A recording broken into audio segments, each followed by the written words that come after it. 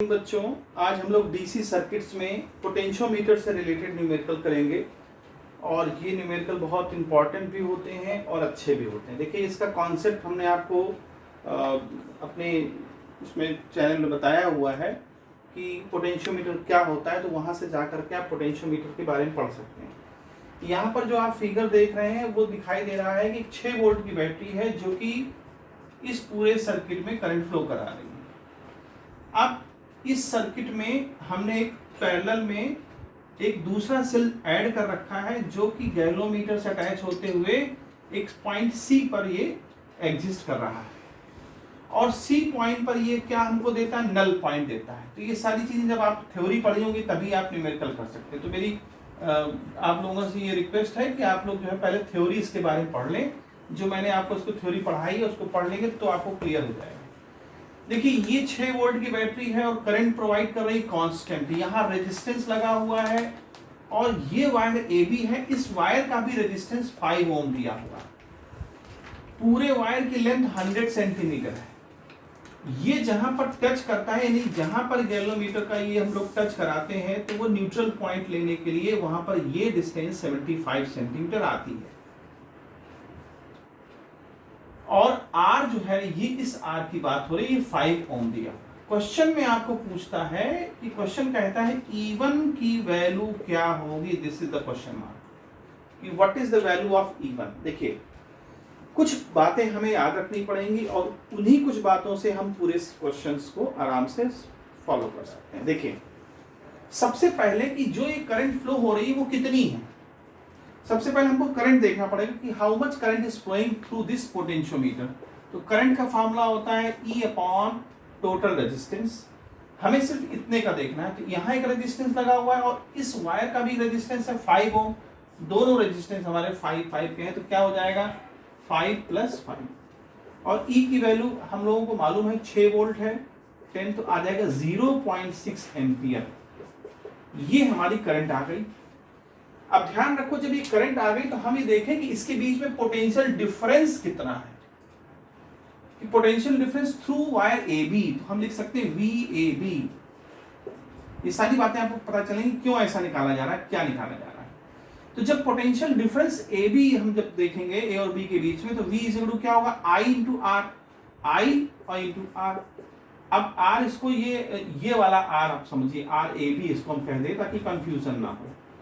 अब I की value कितना है 0.6 और RAB की वैल्यू कितना है, हमारे पास 5 ओम का रेजिस्टेंस है। तो कितना आ जाएगा बच्चों, 3 आ जाएगा, 3 वोल्ट। यानी इस वायर का पोटेंशियल डिफरेंस 3 वोल्ट आ गया। अब हमको चाहिए E। देखिए, E निकालने के लिए क्या चाहिए होगा, आपने फार्मूला पढ़ा है E = K × L। जहां पर K क्या है, पोटेंशियल ग्रेडियंट। जब थ्योरी पढ़ेंगे तो आपको क्लियर होगा। और L यहां पर क्या है, वो डिस्टेंस जहां पर इसका नल पोजीशन आती है। क्लियर हो गई बच्चों। तो यहां पर हमको क्या जरूरत पड़ेगी, K की जरूरत पड़ेगी। L तो हमको 75 मालूम ही है, तो K हमें निकालना है। तो K इससे भी निकल सकता है क्योंकि K होता है potential gradient per unit length और ये कांस्टेंट होता है। ये यहां भी अप्लाई हो सकता है और इसके लिए भी अप्लाई हो जाएगा। तो देखिए, K होता है potential gradient per unit length. AB में जो पोटेंशियल ग्रेडियंट होगा, तो AB के लिए पोटेंशियल ग्रेडियंट के फॉर्मूले देखिए, हमारे पास K निकालना है, तो K इसके लिए निकालना है पहले। तो K क्या हो जाएगा बच्चों, इसी फार्मूले से E/L है।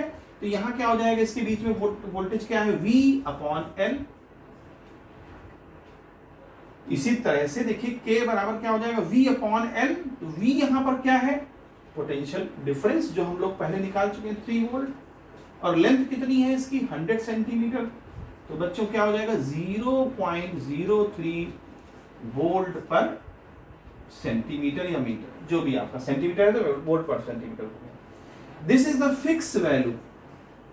और अब हमको फाइंड करना है E1 की वैल्यू। तो E1 के लिए हम लोग क्या लिखेंगे, E1 = KL और L क्या है आपका न्यूटन। अब K देखिए हमारा मालूम चल गया, L आपका 75 सेंटीमीटर है इसको हम मल्टीप्लाई कर देंगे, 3 5 जा 15, 3 7 जा 21 और 22 हो जाएगा।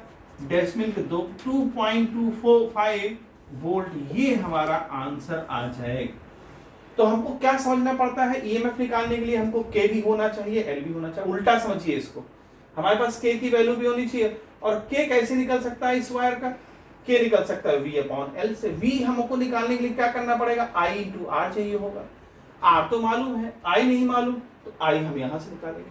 तो जब हम उल्टा समझेंगे कि हमको निकालना क्या है और कहां से हम उसको जो है निकाल सकते हैं, क्या क्या स्टेप लेने पड़ेंगे। अब हमको सपना नहीं आएगा कि करंट पहले निकालें फिर हम वी निकालें।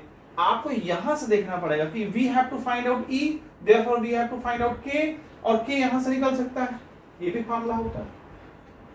जब आपको के मालूम चल गया तो आप वी पता कर लेंगे, मतलब के लिए आपको वी पता करना पड़ेगा और वी के लिए आपको आई पता करना पड़ेगा। तो इस तरह से पोटेंशियल इसके मीटर के सवाल किए जा सकते हैं। 2 एक वीडियो और हम बनाएंगे तो उससे आपको और क्लियर हो जाएगा। गुड बाय बच्चों।